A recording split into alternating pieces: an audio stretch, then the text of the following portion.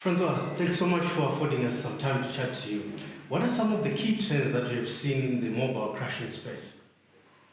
Manesu, I think if you talk about trends, they generally come from two separate places that drive the trends. One is a place of innovation, so the OEM changing what they're doing in terms of the build of the products. The second place comes from the market demand. So the market demand changes and it needs to adapt to something different. So that's generally where the trends come from. What we've seen in terms of trends in the market is move towards telemetry and remote monitoring, and that's really born out of the manufacturer's drive towards embracing new technology. So, you know, the amount of kind of data that's being fed to our customers now from their equipment out in the field is much larger than it's ever been before. The level of detail that they're able to get from their machinery in remote locations out in the field is beyond what it's ever been able to do in the past. And that's something that perhaps has not been embraced to its full potential as yet. And it's not something that's brand new, but certainly the innovation and the technology behind it is improving in leaps and bounds.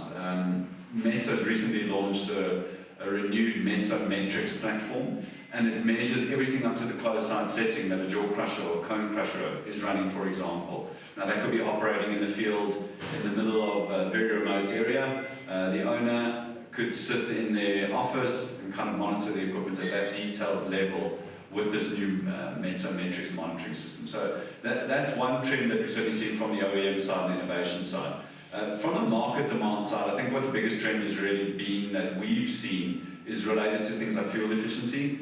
So fuel efficiency from our contracting clients who are being asked by their end users to be a little bit more green, a little bit more conscious of their emissions, and it's something that we're seeing filtering through. So we've done a number of hybrid machines into our customer base.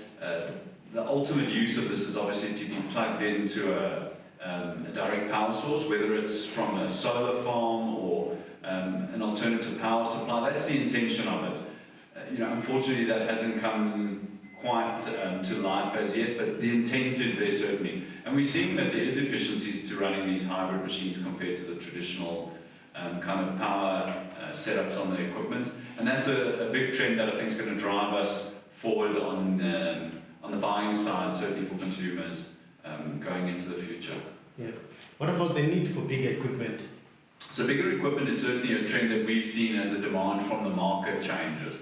Some of our traditional customers have opted to take bigger pieces of equipment to try and complete their contracts in shorter periods of time.